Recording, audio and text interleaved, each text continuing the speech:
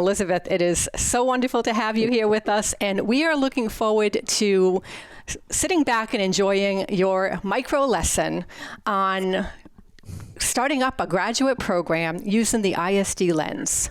So I'm going to just turn it over to you, and we're going to enjoy the show. Okay.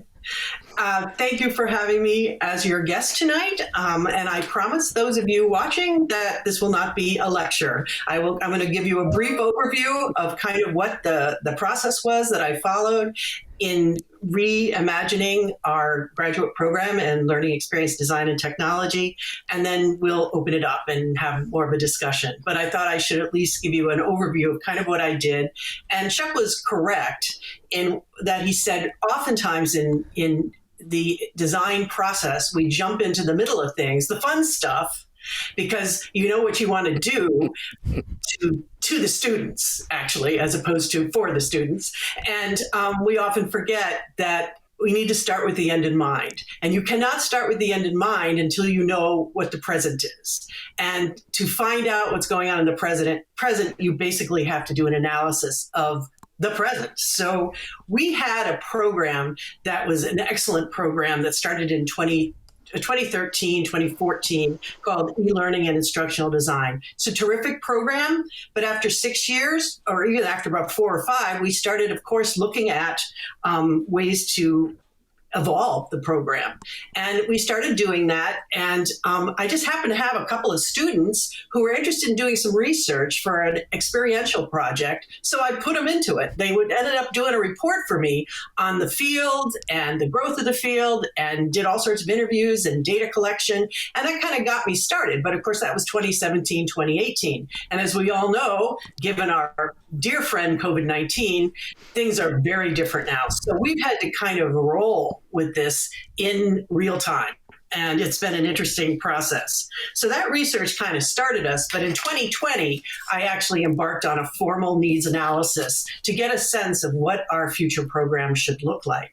And again, as I said before, I started with the end in mind, which is, I know I can't develop goals and objectives until I know what the need is. Content, context, learner need. You need to know all those things. So the program started with the needs analysis, and I looked at a number of things, which it's this list here, but I'm going to go through them each just a little bit in the following slides. The first thing is professional demand and career relevance. And one of the problems I had was that even though there was information out there, it wasn't about this field. And we really struggled because the Bureau of Labor Statistics and the Occupational Outlook Handbook, if you may know anything about them, have zip codes that talk about the backgrounds of different kinds of careers. And there's millions of them. And it's been going on for years and years and years. But at this point, at least in 2020, there was nothing. There were a couple of discussions about it, but the instructional design profession or the job fell under instructional coordinator or training and development specialist. So neither of which are design jobs. I mean, they can be, but they aren't necessarily.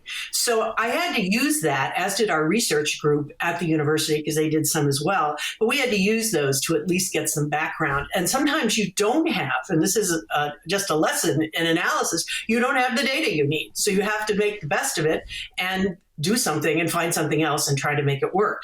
But for a positive thing was that we did see there's growth, and the growth is faster than average in the training and development field. And any of you who have ever been in it, in my history, that's the field. Those are the jobs that go first when there's any kind of a problem with money in an organization. So the fact that these jobs are moving forward bodes well for the profession. And now it's probably even more. I haven't looked recently, but my guess is it's at least 7 to 9, 10%, with lots of jobs opening in many different fields. So another issue is finding the jobs. They may be growing faster than average, but where are they? So you have to look for them. K through 12 doesn't normally call them learning designers. They may be a technology person or a media specialist. The corporate could be a training person, could be an instructional designer. Higher ed is starting to use the term learning designer, instructional designer. And by the way, I'm using the two interchangeably. This is not a discussion on what we should call this profession. That's a whole nother night. So I'm just kind of, we call it learning experience design. I have my reasons for that, but again, another discussion. But there are myriad titles for this. And I had like 4 inches of titles on my proposal when I put it through, of things I'd found in all the research that I've done. So again, a lot of research. Again, this, if you don't like research, this makes it hard before you get to the fun part, but it's the important part. And I don't really mind once I get into it, because you get to meet people, you expand your own horizons, and the research is it can be a lot of fun. So you've got to look at what the research is saying. Again, sometimes hard to find, because there's no real central learning or instructional design place. So you have to kind of scope it out from different organizations and find their, what do you call them, the little specialty groups that might focus on this. And some technology organizations have a design element to them, but it's rare to find the American Association of Instructional Design. It's just not there. So we have to kind of dig for those things. But one thing that really helped, and from the day I got my first job as a human resources professional, I looked at job descriptions. I have always looked at job descriptions. Sundays on the Washington Post. Of course, that's not the case anymore. Now they come through all sorts of listservs. And so I've always looked at them. So somewhere in the back of my head, I have a pretty good sense of things, because it's just an expertise I've picked up over years. But I looked and then analyzed over 100 professional job advertisements just to kind of see what's going on. And I still look at them. And I send them out to students all the time, and because I want them to have opportunities too. The other thing is collecting online data, and there are some professional associations and websites. Another thing that I didn't put on this list, competitor programs. What are they doing? That's kind of important. What are they doing that it adds value beyond what you want to do or what you're thinking about? How can you do something similar if that's important? I did a lot of interviews with all sorts of folks. I think my proposal, they put on the proposal who you are, and then you put the people you thank. I think my proposal had more names on it than anyone they've ever seen, because I just did a lot of talking to a lot of people, and luckily I'm in the field, so I can find them. And it's not that hard, and people want to talk about their jobs anyway. And then I talked to students about why they picked this program over another, or I talked to students who picked another program over ours, and to see kind of where they might have gone. And then I've got the Office of Strategic Research from Northeastern helped me with that as well. The target population, basically, it could be anyone from any field at any age, but generally they're career changers, instructional learning designer, educational training professionals, and they come from all industry sectors, which really makes it a rich classroom, because we all have so much to learn from each other. And when somebody says to me in a class, well, I'm not with the people who are in my profession, I want to say, this is probably then not the field for you, because you will never be with people who are just like you, because you're going to be dealing with all sorts of subject matter experts and media people and all sorts of folks who are all different. So collaboration is the key. So if you can't do that, it's not a good job for somebody who wants to work all by themselves. Anyway, another discussion one night. But anyway, we looked at they're all over the place, and then recent graduates who have learned about this career. Although I don't know, Chuck, if you agree with me with this, but nobody really, it's kind of like this mystery career out there. So a lot of people will all say to me when I talk to them after they're asking about admission, they'll say, I just went here and I found out about this career. I'm like, what is it about this field that is so mysterious to people out there that they really don't, even 50 years on, they don't really understand what this is when it's so important.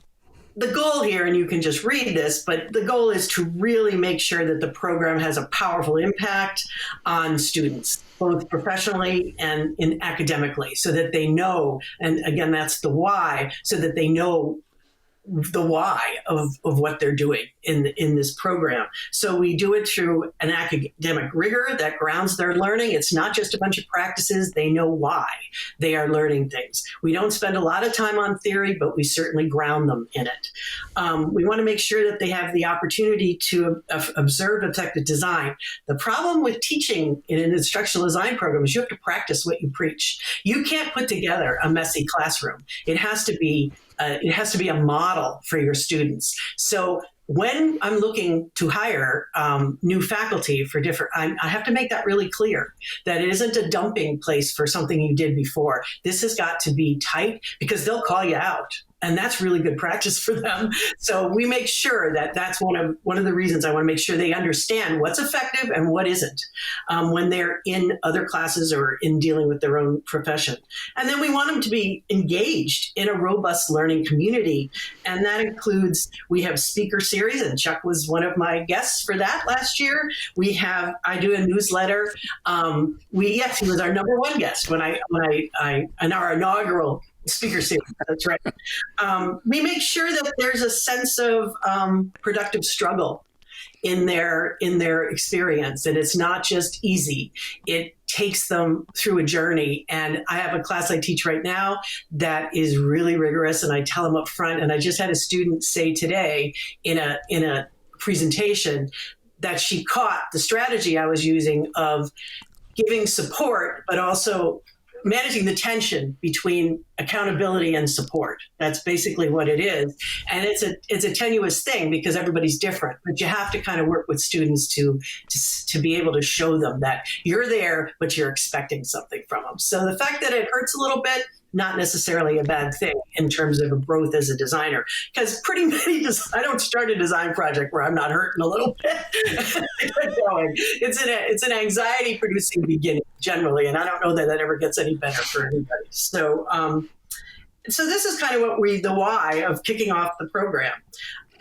So basically, we want to add value, as I said before, and we want to make our program, my goal is to make our program one of the best in the United States. I'll share with other people, but I do want it to be one of the best in the United States. So I have some core elements I focused on when I started the big design, and moving in from analysis into the bigger picture. And in discussing how we wanted to add value, we look at from the day they start to the day they graduate, what are we going to provide that adds value to their experience? And in my analysis and the things I found, things that worked for students, and mostly this came from students and looking at other programs, was being with them through advising, program planning, and professional growth, with stops along the way for integrated reflection. Where am I? These are the competencies that I originally started I wanted to work on. Where am I now halfway through the program, at the end, through the capstone course? What have I done? Look at my accomplishments. So we try to keep that going, that thread throughout the whole program intentionally. And the two words that came to me when I was thinking about the how was intentionality and integration. First, making sure that everything we do is thoughtful and intentionally planned, and again, a thread throughout the program. And second, integrated so that it wasn't a bunch of random acts of instruction or classes, that they all built on each other. And I'll give you a couple of examples. First, now I lost my train of thought here. Well, I'm going to move on, and I'll come back to that. First of all, we want to talk about the technology. This is a good example, and probably where I was going. We know what technology students are going to be working with, what tools they're going to use from the first course to the end course. Sometimes they're duplicated, and that's intentional because you get better with practice. But in general, from the first course to the last, including the electives, we know that when those students finish, they're going to have a toolkit, and it may not be the exact tool an employer looks for, but it's going to be something they can transfer. Like, okay, I don't know Blackboard because I was in Canvas. Okay. Most employers would say they've had practice with an LMS. So, okay, they can probably learn this one. At least if they were smart employers, they would do that. Getting too picky is not a wise thing. So that kind of thing is important. Experiential opportunities, they are built in 2 or 3 times in the program. So students have an opportunity. And in every class, there are authentic assignments. We don't put in assignments that just are for busy work. They are something, and usually the student has a choice in the direction they want to go. Relationships and networking, I'm starting that up. At this point, we have a resource center and a newsletter, and I've got the speaker series and meeting with groups of students anytime they want. It's pretty informal at this point, but I'm hoping to, strengthen that as we move forward. This is, again, the first year the program's rolled out, so some things are still in the works. The notion of lifelong learning in terms of making sure that we connect to our alumni and that they know that they can come back and be part of, they could be a speaker in a speaker series, they could do a panel. We ask them back to help with talking to current students through conferences and residencies and things like that. And right now I'm going to talk a little bit about course designs and formats, which we hope will help with lifelong learning. Again, early days. But at this point, we have built in, if any of you work in higher ed, you know how long it takes to get something through governance. Generally a year, or at least 6 to 8 months.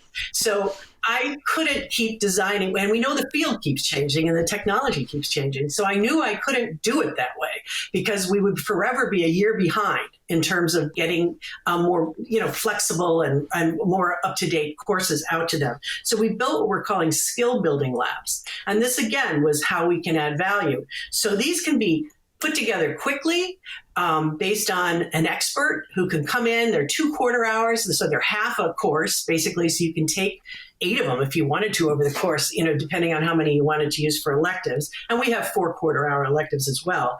But they are on topics skills that are required.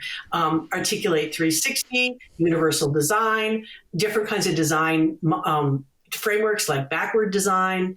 We're doing one on DEI, designing through a DEI lens, or diversity, inclusion, and equity. DIE, DEI. Then what else we had? We've had design thinking, and this summer we'll have one on gamification, social media in design. So we're picking what we think what students tell us that would be useful, and then what we see in requirements, these incredible requirements that employers have for today's instructional designer. And we're really excited about that. And so we can offer 2 a term and then redo them every couple of years. And some of them, if they pan out, could become a full-time, a 4 quarter hour elective. So I'm working in this kind of, messy place, trying to make all this work. And it is working. We're very excited because students are getting really into these labs. The other thing about them is they're all eligible. We develop a skills badge or a digital badge for each one of them. So students end up having, and the goal is to have a digital badge for every course of the program. And as we build new courses, we're building those in. So that's kind of my spiel about, the big picture of how the big design and how I got there, most of it through a lot of research.